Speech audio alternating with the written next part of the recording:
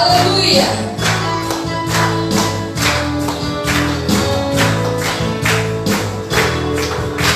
Hatiku rindu Tuhan, rindu melayani, ku berikan hanya padamu.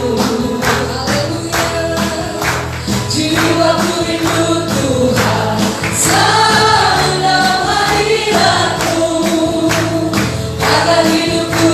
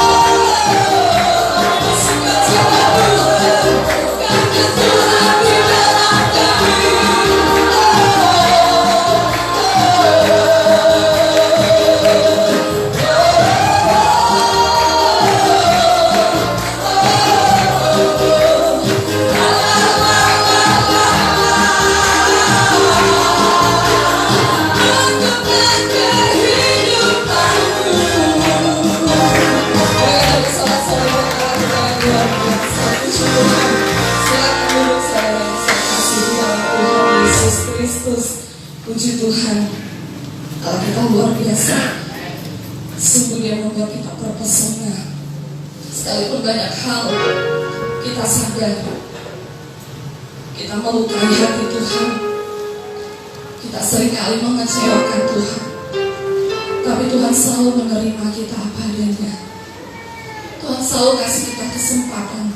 Oleh sebab itu kita gunakan sebaik mungkin saat ini untuk hidup di dalam kebenaran Tuhan. Haleluya, haleluya. Kami mau selalu mengikut Yesus. Hari ini kami ada, itu semua karena kemurahan Tuhan. Kalau kami ada di bait-Mu bersama dengan umat-umat Tuhan yang lain, itu semua karena kemurahan Tuhan. Kami mau selalu belajar Tuhan, menjadi hamba yang taat dan setia sampai akhir, supaya kami menerima mahkota kehidupan. Haleluya, haleluya.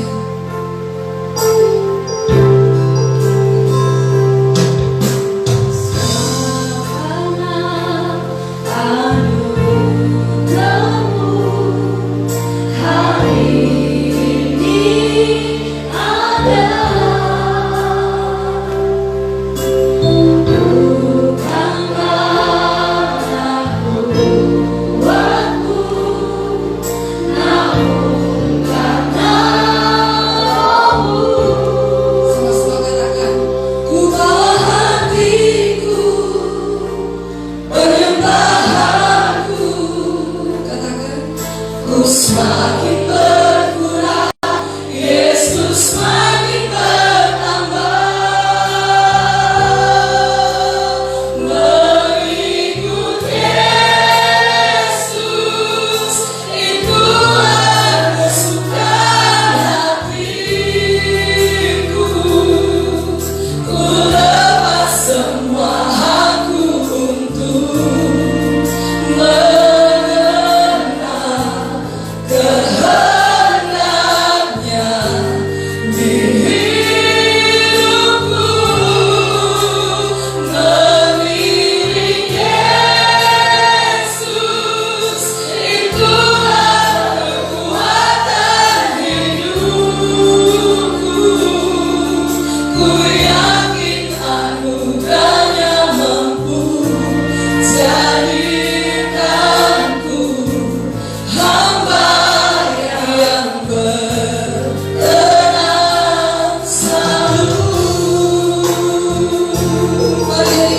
sebagai kata-kata doa kita di hadapan Tuhan.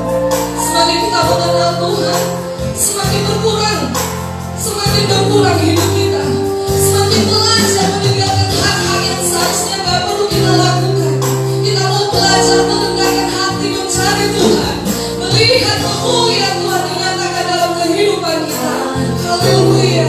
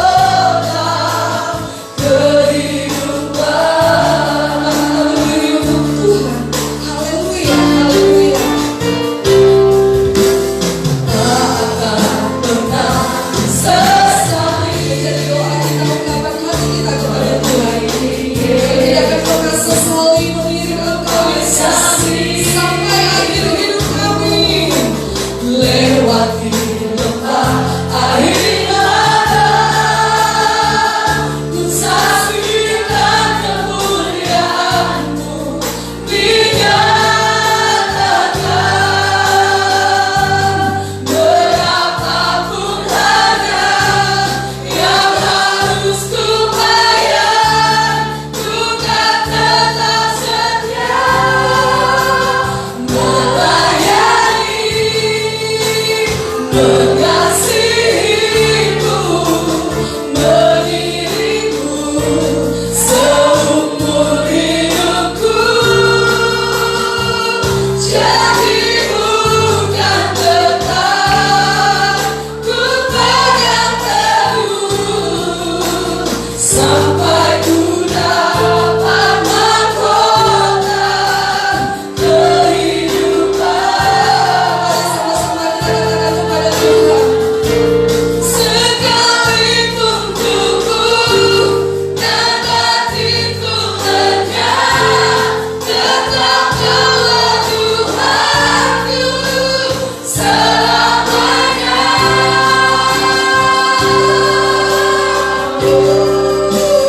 Melayani, mengasihimu, mengiringmu seumur hidupku. Janjimu kan tetap ku pegang teguh sampai ku dapat mahkota kehidupan. Janjimu kan tetap ku pegang teguh sampai ku dapat mahkota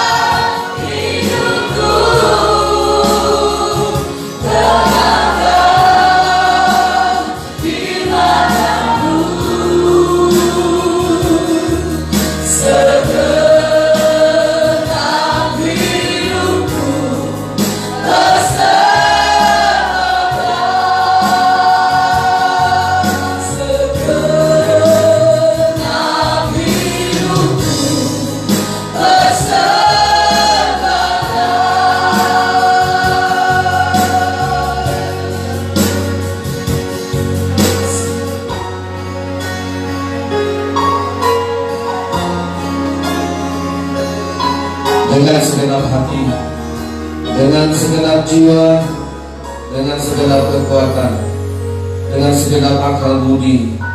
Bapa kami yang bertata di sorga, Engkau Tuhan Allah yang hidup, yang layak menerima segala persembahan, bukan karena kuat, gagah, hebat, dan baik kami, tapi karena Kristus yang sudah mati sebagai korban tebusan.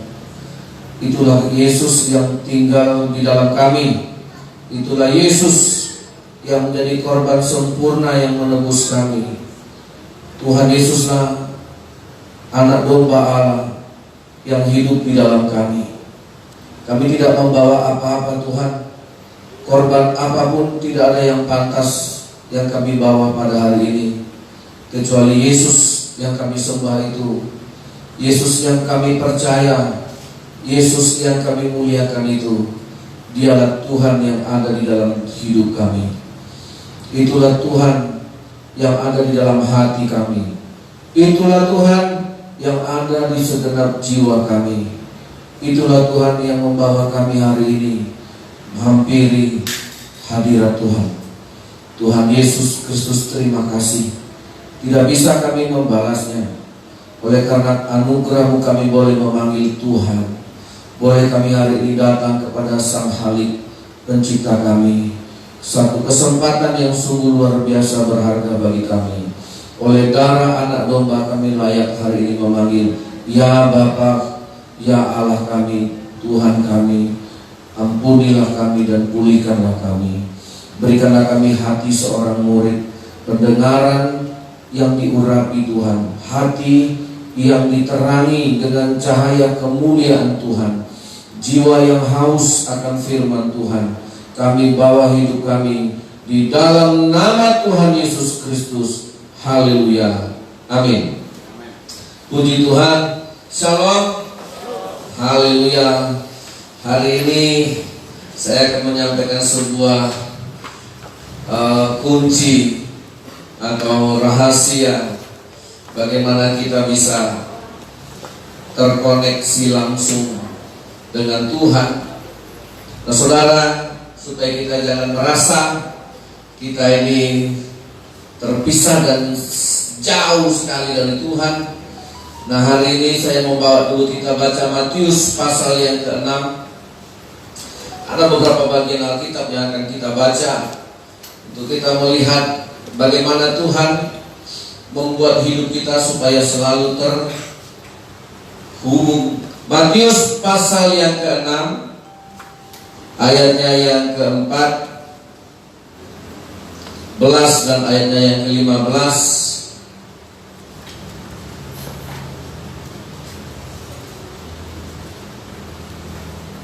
Sebentar.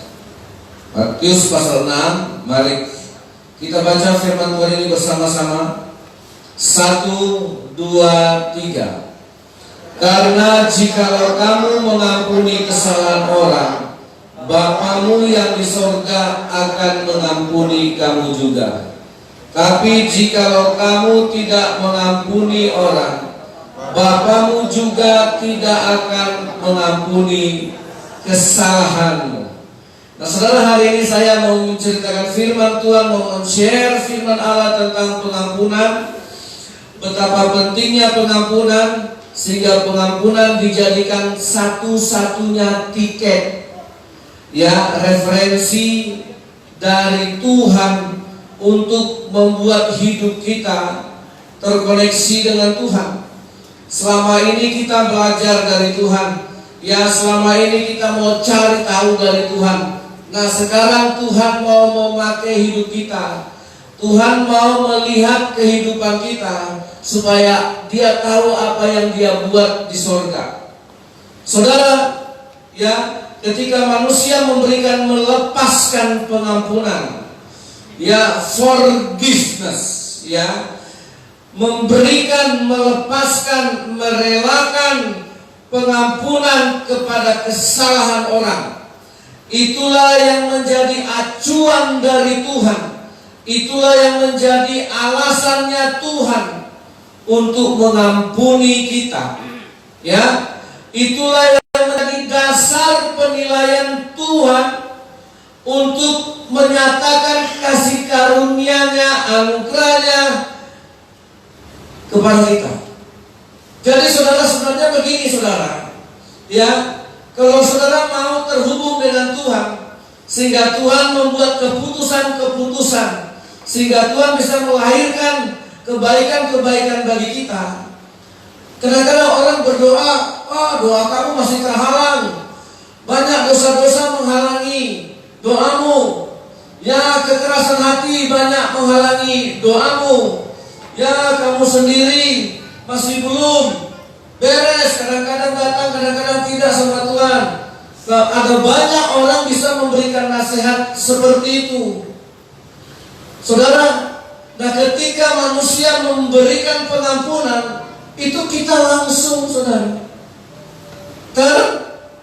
terhubung dengan Tuhan. Nah, karena untuk mengampuni ini perlu power. Untuk pengampunan ini kita perlu kuasa. Jadi saudara, jangan hanya menjadikan kita perlu kuasa untuk berdoa minta ini dan itu.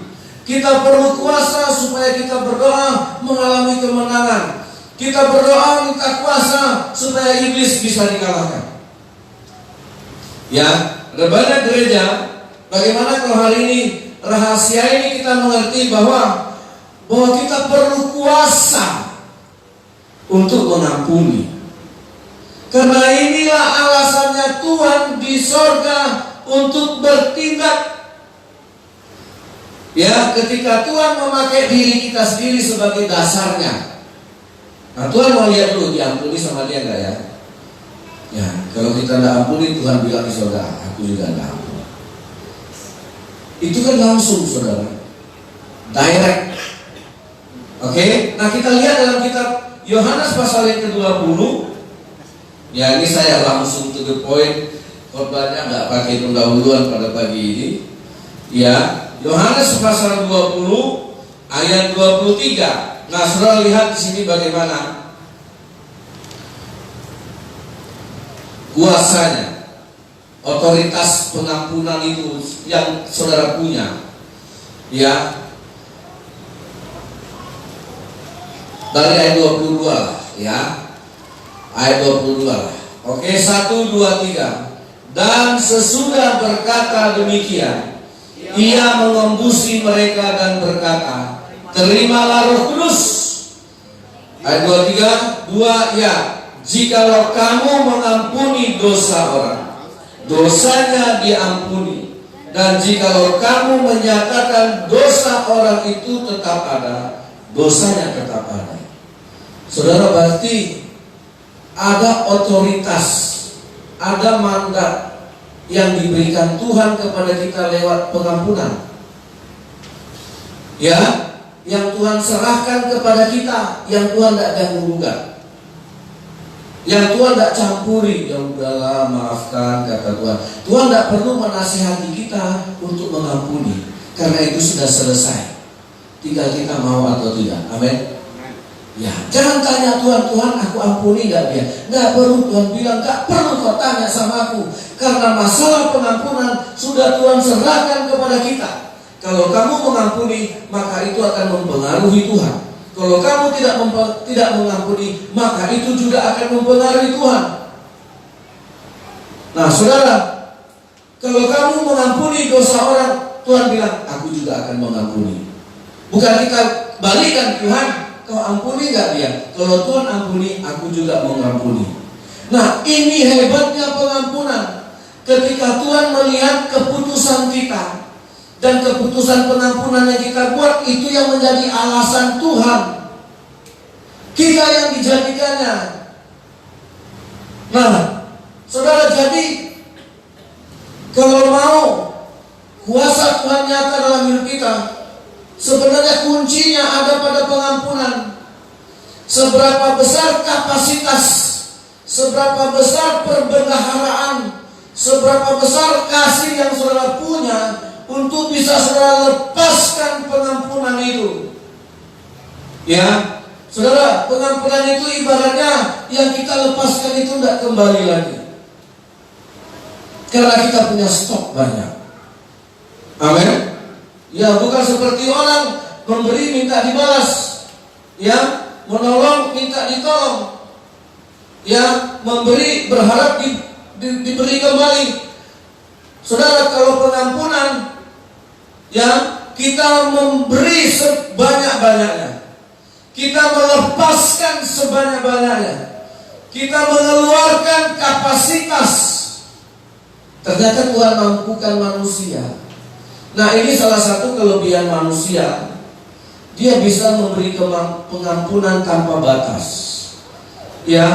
Nah, ini diajarkan oleh Yesus beberapa minggu yang lalu. Saya sempat bilang sama jemaat, tolong dibaca Alkitab apa yang dilakukan Yesus setelah dia bangkit.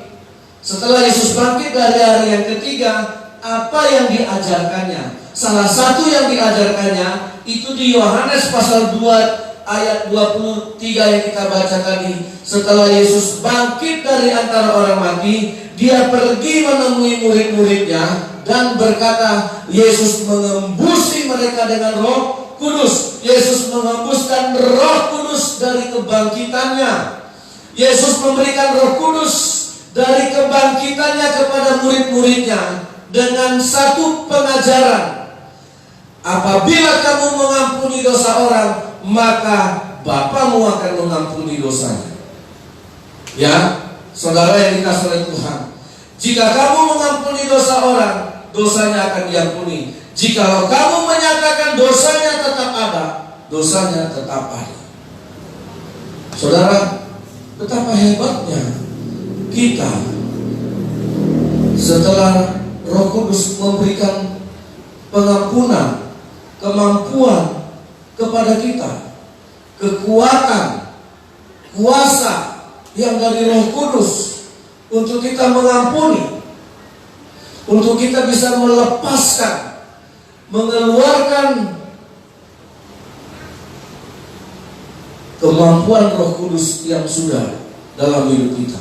Jadi saudara yang dikasihi oleh Tuhan, gereja, ya, rumah tangga, di persahabatan, di pergaulan, ya, dimanapun kita punya komunitas, kita punya perkumpulan. Saudara yang dikasihi oleh Tuhan, Roh Kudus akan mengajarkan kita untuk selalu melepaskan ini. Karena salah satu otoritas saudara ada di situ. Ya, ada di pengampunan itu. Ini pekerjaan yang besar. Pengampunan bukan pekerjaan sepele. Pekerjaan yang menentukan. Nah, saudara yang dikasihi oleh Tuhan, ya, jadi hari ini siapa yang mau di dalam dirinya ada Roh Kudus? Yakin ada Roh Kudus? Bukan karunia karena berbahasa roh. Orang bilang ada Roh Kudus. Ada juga orang berbahasa roh tapi dendam kesumbatnya enggak selesai-selesai. Ada orang yang penuh dengan Roh Kudus, katanya penuh dengan Roh Kudus, tapi begitu mudah membenci, sulit mengampuni, sulit menerima kesalahan orang, sulit menerima kekurangan orang. Saudara, saya tidak percaya kalau Roh Kudus ada, orangnya gampang sakit hati, gampang dendam. Yang kayak gini jangan melayani. Karena yang tahu itu cuma saudara. Pemimpin rohani, pendeta, saya nggak tahu. Karena kita akan mencemarkan nama Tuhan. Karena salah satu yang diandalkan Tuhan dari anak-anaknya mengampuni.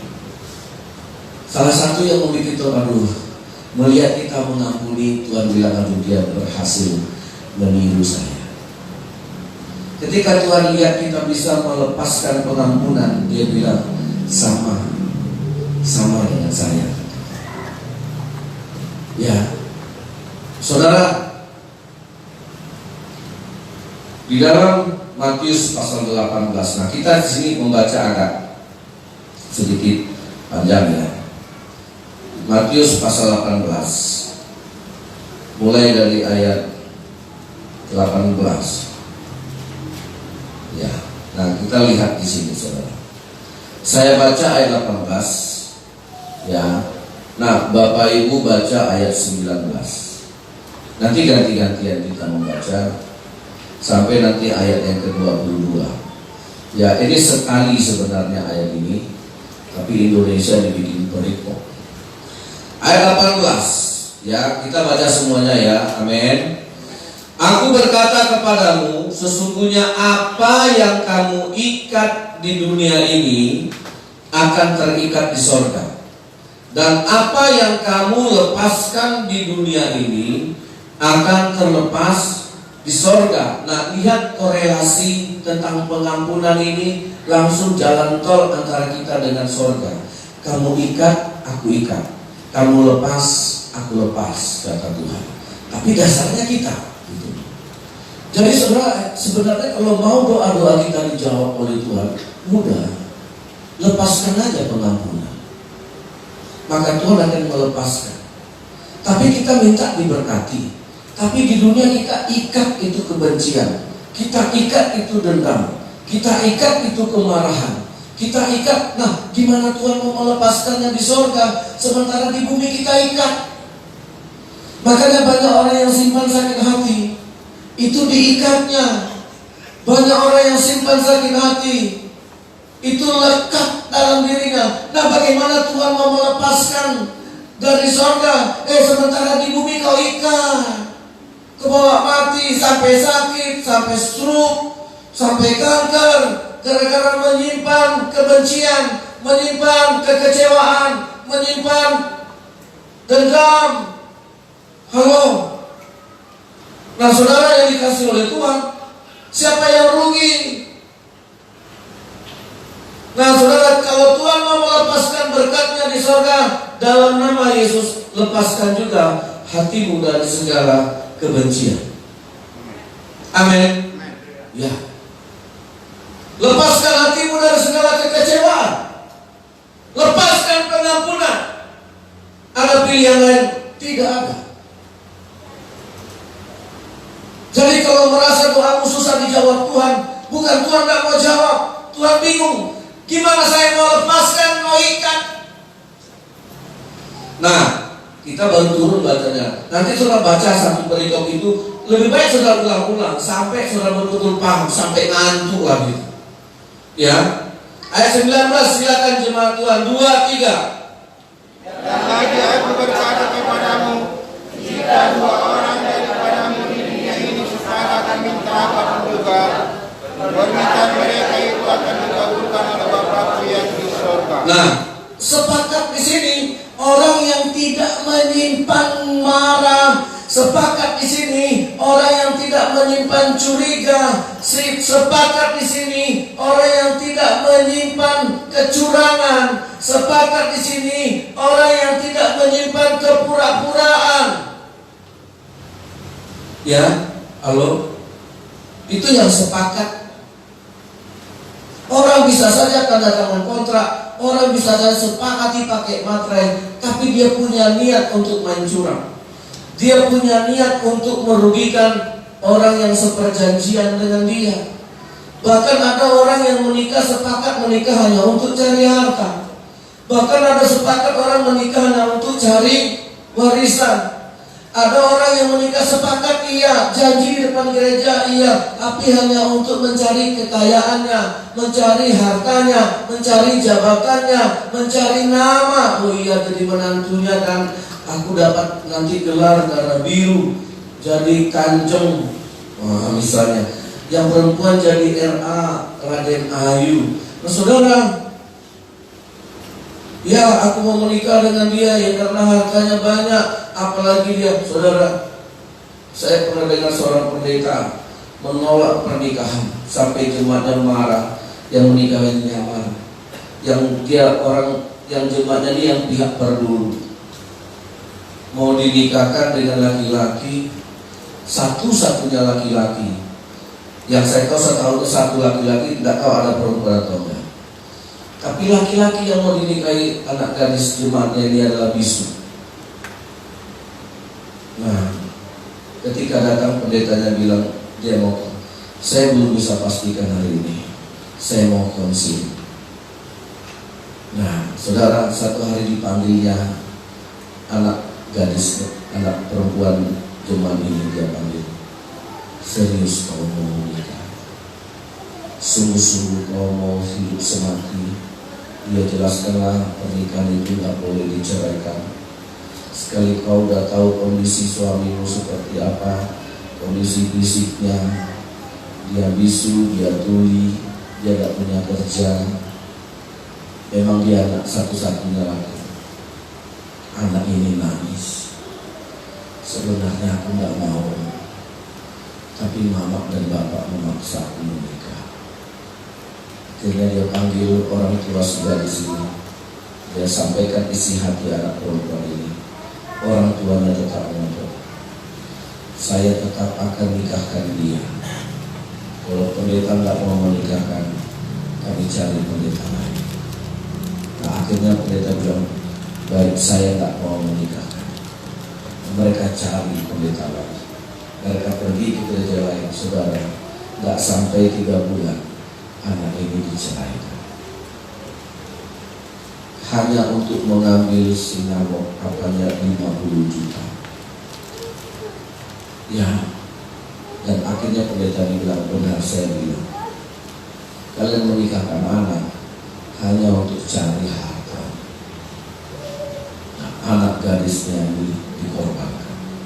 Banyak orang yang bisa bikin kesepakatan seperti itu, bahkan di hadapan Tuhan pun berani.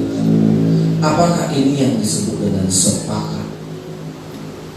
Ya, tidak ada ketulusan, tidak ada kejujuran, ada banyak motivasi. Tapi di sini Tuhan mengajarkan sepakat. Ketika kita siap melepaskan, tidak ada yang tersembunyi, yang melepaskan semua kemampuan kita untuk membereskan hubungan kita, untuk meluruskan hubungan, untuk memurnikan hubungan, untuk membuat hubungan itu jadi tulus, bersih, tidak ada motivasi yang lain, tidak ada niat kecurangan yang lain. Ini sepakat. Saudara, bisakah suami istri sepakat? Ya, mudah saja menilainya. Kalau mereka saling mengampuni, saya jamin itu sudah pokok dari kesepakatan. Amin. Halo.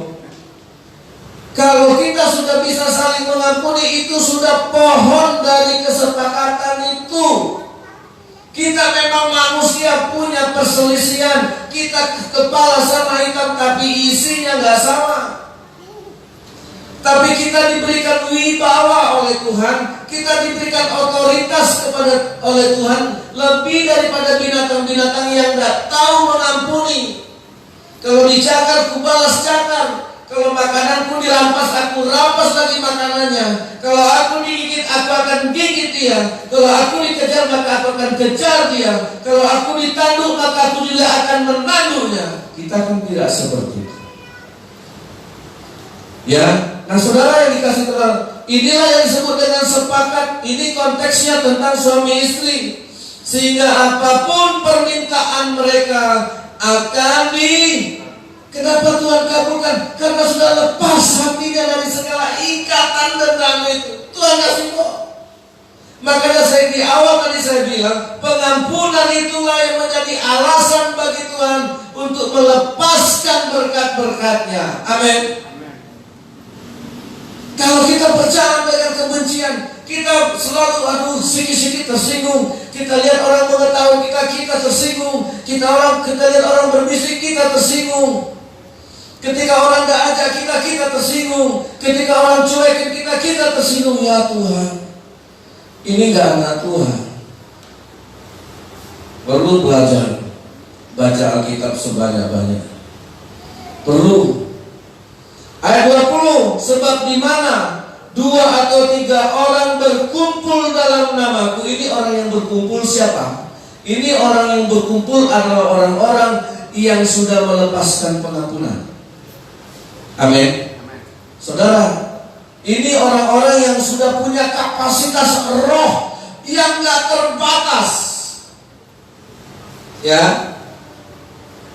Nah, saudara lihat, kalau dalam Alkitab asli, teks asli ini tidak ada perikop. Ini tidak ada putusnya. Ayat 21, silakan jemaat baca. 2, 3.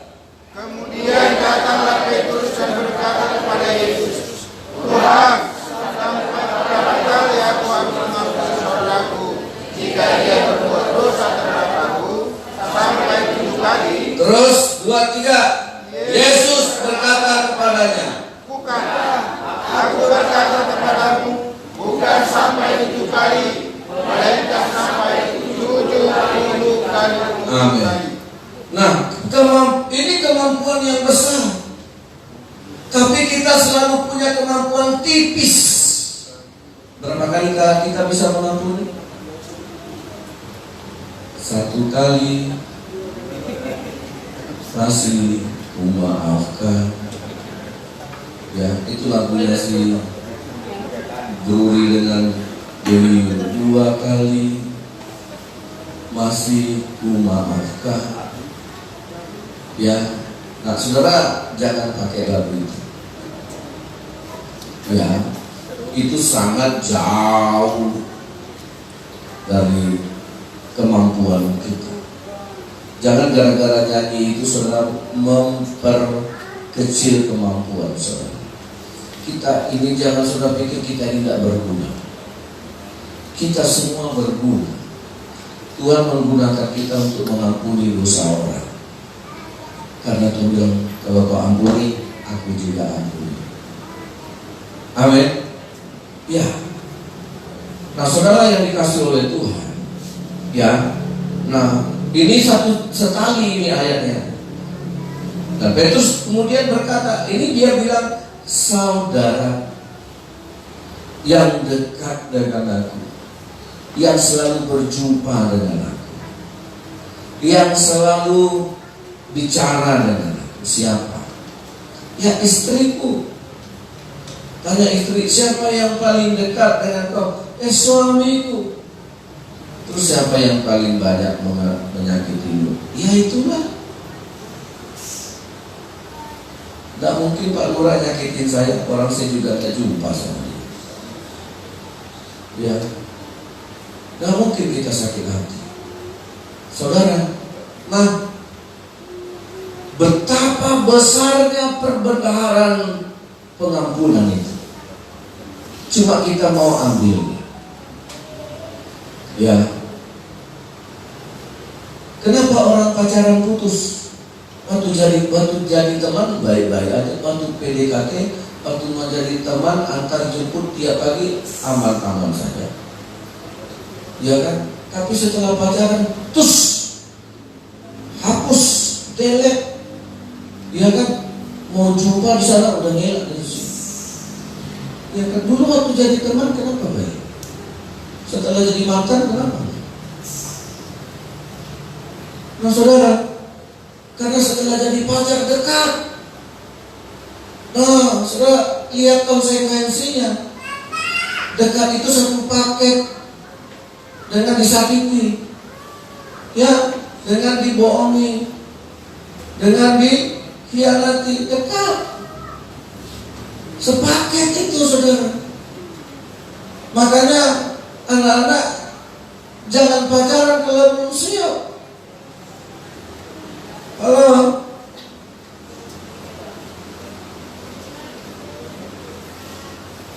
Jangan. Kalau nanti tidak bisa melepaskan yang namanya pengampunan. Nah, banyak orang bilang, ya Om, kita kan coba-coba belajar.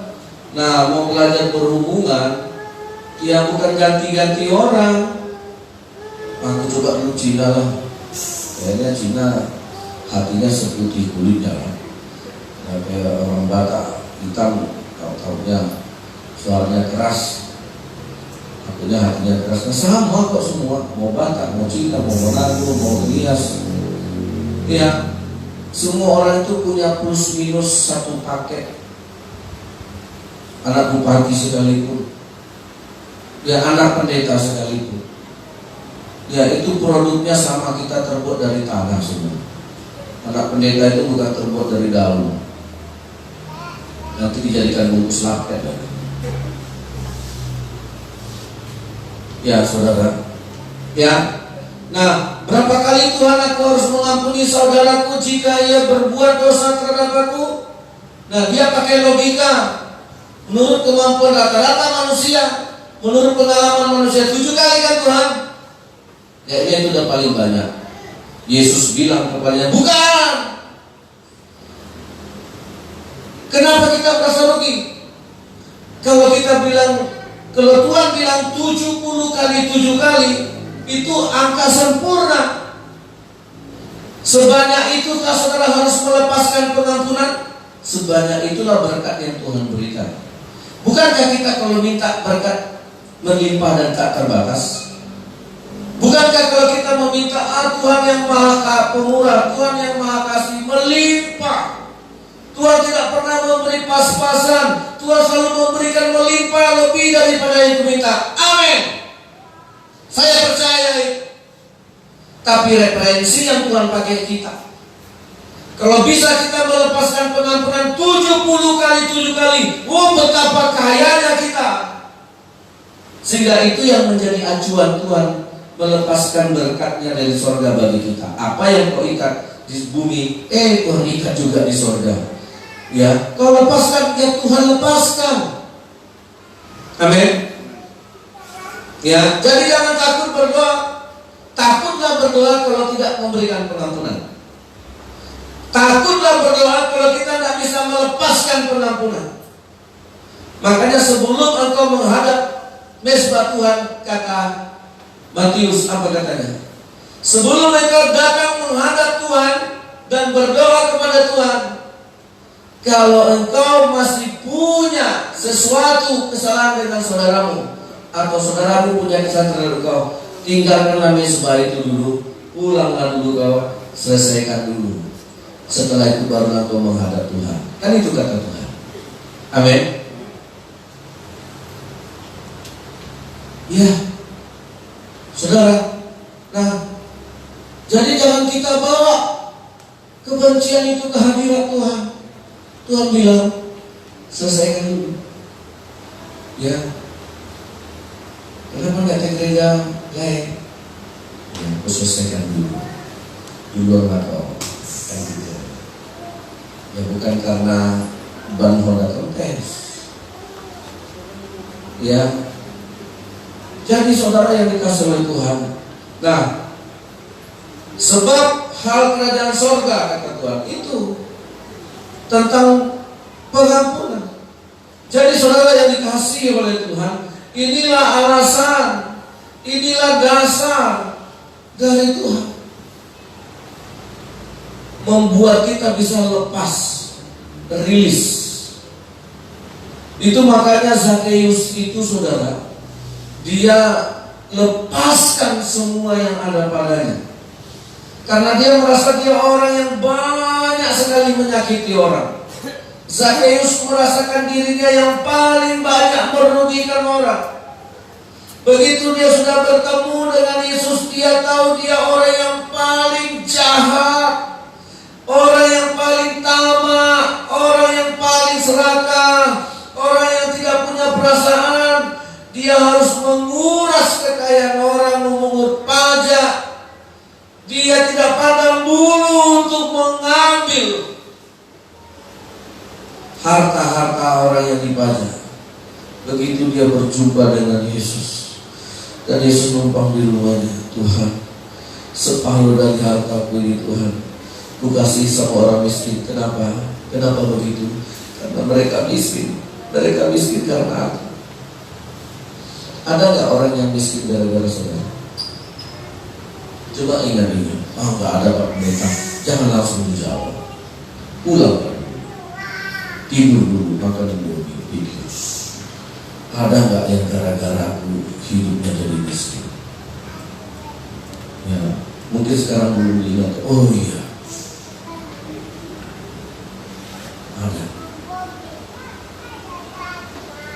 Ya, saudara, dulu aku punya utang sama bapaknya. Istrinya nggak tahu, anaknya nggak tahu. Mati dia nggak bayar utang. Sekarang bayar. Gara-gara kalau udah mati Pak Pendeta, utang kan lunas. Kalau di FIF utang mati, utang lunas. Ya, di FIF ini di firman Tuhan. Nah, itulah yang diingat sama si Zakheus, sehingga dia punya kemampuan. Siapa lagi yang miskin gara-gara aku? Oh, ada ibu di sana. Gara-gara aku dia miskin sehingga anaknya dijadikannya pembantu untuk mencari uang. Dia cari, dia kasih. Banyak orang yang miskin, ya. Nah, beda Yahudi dengan kita. Ini sistem ekonomi dan perbankan Yahudi. Kenapa ekonomi di Yahudi itu bagus? Kalau kita meminjam uang di bank untuk usaha, yang tambah kaya itu banknya. Karena bunganya membuat bank tambah kaya, membuat si peminjam nggak tambah kaya. Nah, kita pinjam bunga bank berapa sekarang? Ada arsis, nggak datang ya. Ada 7%, 9 ya, 9, 10 ya, 12 sampai range-nya setelah 9 sampai 12. Kalau kita nanti sudah meminjam di FIF itu udah lapis kedua, udah 17 sampai 20. Iya kan? Minjam di rentenir kapok. Ya, 2 bisa 50. Bisa 25. Iya kan? Yang tambah kaya siapa? Orang yang tempat kita pinjam itu. Makanya banyak orang gampang pinjamkan duit. Nah, orang jual sayur, berapa hariannya itu yang dikutip-kutip di pasar? Dia cuma jual sayur, jual tempe, tahu, bayam, ambil dari tengkulak, ambil dari bos, dijualkannya. Dapatlah untung satu hari itu 100.000. Nah, dia membayarkan bunganya habis 50.000. Ongkosnya lagi, makannya selama jualan, terus dia tambah kaya, tambah miskin. Ya kabur lah jualan kayak gini, saudara. Ya, tapi beda di Yahudi, saudara. Yahudi itu bunga cuma 2% untuk yang meminjamkan. Karena mereka memang tujuan meminjamkan supaya yang minjem jadi kaya. Kalau saudara percaya, silakan belajar sistem ekonomi Yahudi. Ya, makanya rakyatnya itu makmur semua. Nah, kita mikir dulu, aku mau buka lahan 10 hektar. Kalau aku bikin pinjaman nanti kembalinya setiap bulan sekian. Aduh, sempat turun sawit tempat. Nah, saudara, aku mau pinjam duit lah untuk ternak ikan. Begitu harga ikan turun, yang tinggal hanya membayar bunganya, dia tinggal gigit jari, gak ada apa-apa. Tapi kalau di Yahudi gak begitu, saudara. Bahkan bank itu rela gak terima bunga, asal orang yang minjam ini jadi maju ekonomi. Begitu sistem ekonomi di sana, saudara. Nah, Cina mengambil itu, mengadopsi itu. Cina kasih pinjaman cuma 5%. Makanya banyak seluruh negara berutang ke sana. Bunganya kecil, bukan kecil. Ya, kalau untuk usaha. Jadi saudara yang dikasih oleh Tuhan, karena niatnya memang mau membangun kok. Nah, ketika Zakheus dia bertobat di situ, dia lihat banyak orang miskin gara-gara aku, Tuhan. Banyak orang yang dulunya bisa makan 3 kali gara-gara aku jadi sekali sehari. Dia merasa berdosa, saudara. Dia merasa tidak pantas di hadapan Tuhan. Ya udahlah, tanpa panjang pikir, tanpa pikir panjang, separuh Tuhan dari hartaku. Dia buat keputusan, separuh langsung dibagi 12 rangka. Ya, dibawanya hartanya itu ini untuk orang miskin yang pernah kurugikan itu. Dia pakailah itu untuk mencari yang miskin. Dikasih harta, tinggal separuh lagi hartanya. Yang dilepaskannya ini sekarang bukan harta, tapi dia ingin melepaskan hatinya dari segala ikatan keserakahan tadi. Amin. Dia mau melepaskan hatinya dari segala ketamakan tadi, supaya Tuhan juga melepaskan berkatnya di surga. Amin. Nah, tinggal separuh hartanya. Tuhan yang separuh ini, Tuhan yang masih kupunya. Orang yang pernah kurugikan, ya, dia kan main akal-akalan. Pajakmu 500.000, padahal sesungguhnya pajaknya cuma 100.000. Bayar. Karena waktu itu Israel dijajah sama Roma, Kaisar Roma. Dan Zakheus, dia tanam deposit ke pemerintahan Roma, sehingga dia berhak menaikkan pajak lebih daripada yang ditentukan Kaisar. Karena dia sudah tanam duluan, dia udah setor duluan uangnya sama Roma, Kaisar Roma. Ya, sehingga dia tentu mau untung kan. Mana dia yang mau rugi? Kalau ya, yang dikasih pelapor bayar pajak 100.000, dinaikkannya menjadi berapa yang digantinya? Orang yang kurugikan, kuganti berapa? 4 kali lipat. Karena dia menaikkan pajak 4 kali lipat. Jahatnya Zakheus itu sebelum bertobat. Orang punya pajak 50.000, dinaikkannya 200.000. Karena dia berhak menaikkannya, karena dia sudah kasih dulu depositnya, setorannya ke Kaisar Roma. Pokoknya Kaisar Roma tidak mau tahu, saya akan terima upeti dari orang Israel sekian. Sanggup bayar, dibayarkannya semuanya. Nah, dia tinggal lutik-lutik. Kau punya hutang berapa? Pajakmu berapa? Oh, pajak 20.000 Pak, kau bayar 80.000. Saudara, itu makanya ketika dia bertobat, dia bereskan itu, sehingga apa yang dia lepaskan di bumi terlepas di surga. Kalau kita mau terima Yesus, jangan lagi ada yang mengikat hati kita. Amin. Lepaskan dalam nama Yesus. Itu gunanya kita bertemu Tuhan hari ini. Kuganti Tuhan 4 kali lipat. Tuhan tahu, aku tahu kenapa kau ganti 4 kali lipat. Karena kau juga merugikan orang, menaikkan pajak 4 kali lipat. Siapa yang mengajari Zakheus? Tahukah dia Alkitab harus begitu caranya? Tidak. Tapi hati yang sudah dipulihkan Tuhan. Kalau kita bertemu hari ini, lepaskan pengampunan. Kalau saudara masih ikat itu, terikat berkatnya saudara. Tapi kalau kau melepaskan saudara ke jemaat Tuhan, Tuhan juga akan lepaskan. Ini waktunya Tuhan menggunakan kita sebagai referensi untuk melepaskan berkatnya di surga. Amin. Amin. Mari kita berdoa saudara. Kita nyanyikan pujian. Haleluya. Betapa besar kasih pengampunanmu. Mari kita angkat suara kita. Tak kau pandang hina hati yang hancur.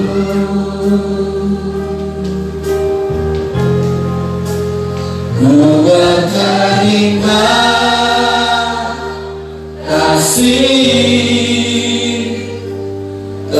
kepadamu ya Tuhan.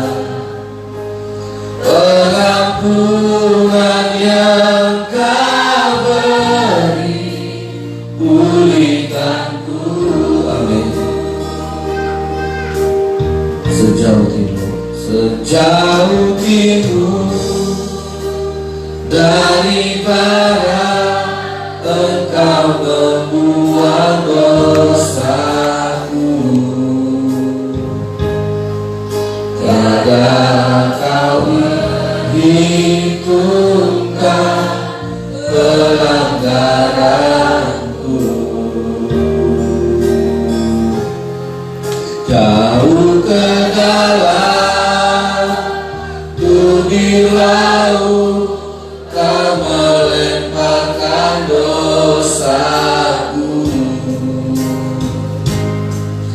tiada kau ingat lagi kesalahanku. Amin. Betapa besar kasih. Amin. Lepaskan pengampunan, lepaskan dalam nama Yesus. Tak kau pandang hina. Jangan ikat hati kita dengan benci. Jangan ikat hatimu dengan sakit hati. Hal ini lepaskan dalam nama Yesus. Terima kasih kepadamu ya Tuhan. Pengampunan yang kau beri, pulihkanku.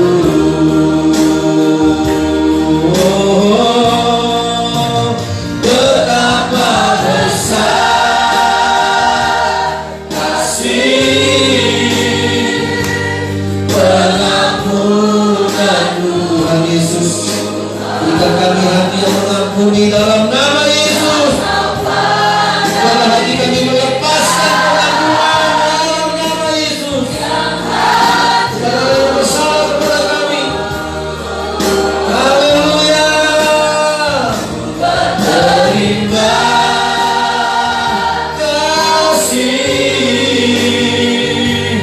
kepadamu ya Tuhan. Pengampunan yang kau beri, pulihkanku. Pengampunan yang kau beri, pengampunan yang kau beri, pulihkan. Haleluya, haleluya. Lepaskan pengampunan, lepaskan pengampunan. Apa yang kau lepaskan di bumi terlepas di surga. Haleluya. Jangan ikat itu, jangan simpan, jangan miliki, jangan ikat, jangan simpan satu hati. Lepaskan, lepaskan dalam nama Yesus. Lepaskan dalam nama Yesus. Haleluya. Lepaskan pengampunan dari hati saudara. Orang yang menyakitimu, mengecewakan, mencurangi, mengkhianatimu, orang yang membencimu, dalam nama Yesus hari ini, Tuhan, aku mengampuni orang yang bersalah. Sebut namanya saudara, katakan nama, lepaskan pengampunan. Jangan mau kau ikat lagi itu saudara, supaya Tuhan juga melepaskan dari surga. Dalam nama Yesus Tuhan memberikan otoritas kepada kita. Kalau kau memutuskan hari ini mengikat itu, maka di surga pun terikat itu. Tapi kalau saudara aku keputusan hari ini melepaskan pengampunan, melepaskan kasih yang daripadamu, untuk mengampuni kesalahan saudara, kesalahan adikmu, kesalahan keluargamu, kesalahan orang-orang yang dekat dengan engkau, kesalahan orang-orang yang pernah menjadi bagian hidupmu. Katakan hari ini, aku mengampuni engkau, aku melepaskan pengampunan di dalam nama Yesus. Haleluya. Karena kita kebanyakan sakit hati dari orang-orang terdekat. Kita banyak memendam benci di alam sadar kita dari orang-orang terdekat. Orang bisa saja tanpa sadar dia benci sama ayahnya, tanpa sadar dia sudah membenci ibunya, tanpa sadar dia membenci keluarganya. Lepaskan hari ini pengampunan,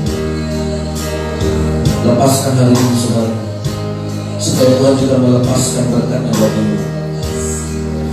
Karena ini terkoneksi langsung ke surga, langsung terhubung ke surga ketika engkau mengampuni, langsung kontak. Haleluya, haleluya. Mengikut Yesus, itulah hatiku. Ku lepas semua aku untuk mengenal kehendak-Mu di hidupku. Mengiring Yesus, itulah kekuatan hidupku. Ku yakin anugerahnya mampu jadikanku hamba yang berkenan selalu. Ikut Yesus, itulah hatiku. Ku lepas semua aku untuk mengenal kehendak-Mu di hidupku. Mengiring Yesus, itulah kesukaanku.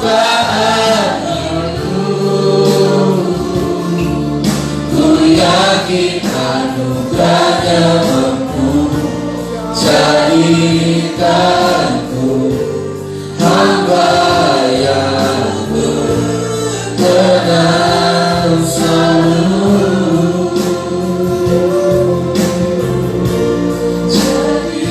Jadikanku hamba yang berkenan selalu. Haleluya Yesus. Mari kita buka hati kita, saudara, dan menghadap Tuhan hari ini. Bereskanlah semuanya, dan Tuhan pasti melepaskan dari surga. Apa yang kita lepaskan di dunia ini, Tuhan lepaskan. Tapi kalau saudara ikat, maka itu akan terikat di surga, itu jelas. Saudara mau diberkati Tuhan, saudara mau curahan berkat dari Tuhan, kuncinya pada saudara sendiri. Ambil keputusan mengampuni, lepaskan, maka juga Tuhan akan melepaskan dari surga. Terima kasih Tuhan. Di dalam nama Yesus, diberkati, diurapi, dikuduskan, disucikan, dibersihkan oleh firman Tuhan semua pikiran hati kami, untuk boleh menjadi tulus di hadapan Tuhan tanpa kecurangan, tanpa keraguan-raguan, tanpa ada yang tersembunyi. Kami buka hati kami, dan dengan tulus kami mau mengatakan, demi nama Tuhan kami mengampuni orang yang bersalah kepada kami. Dengan hati yang tulus kami lepaskan berkat dari hidup kami untuk orang-orang yang bersalah. Kami lepaskan kemurahan, kami lepaskan dalam nama Yesus, supaya apa yang kami lepaskan di bumi terlepas di surga. Dalam nama Yesus. Amin. Tuhan berkati kita. Shalom.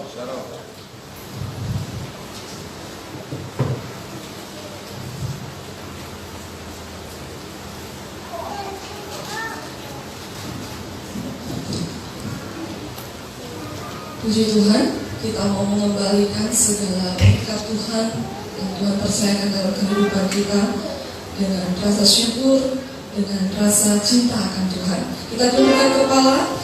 Bapa kami di dalam sorga, terima kasih kami sudah menerima firman Tuhan yang mengajar kami, yang mendidik kami di dalam seluruh kebenaran. Oleh sebab itu kami mau belajar taat, kami mau belajar setia, kami mau melakukan segala firman Tuhan yang sudah kami dengar pada hari ini. Dan saat ini sebagai tanda syukur kami, sebagai tanda cinta kami atas segala berkat Tuhan yang melimpah selalu di dalam kehidupan kami, kami mau mengembalikan yang sudah Tuhan berikan dalam kehidupan kami. Di dalam nama Tuhan Yesus kami mau berikan dengan sukacita. Semua yang percaya mari sama-sama katakan amin. Haleluya. Sungguh Tuhan membuat kita selalu terpesona, karena Tuhan yang mengubah seluruh kehidupan kita. Haleluya.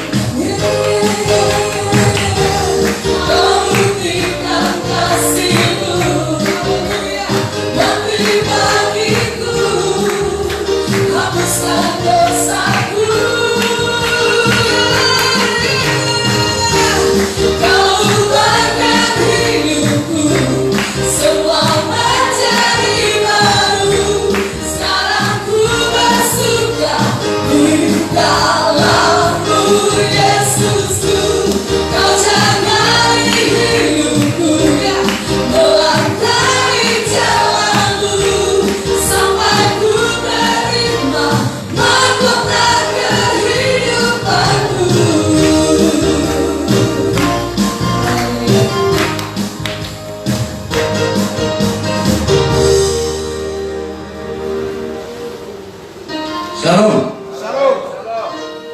Selamat hari Minggu. Tuhan Yesus memberkati seluruh jemaat yang setia mengutamakan Tuhan. Tetaplah setia beribadah.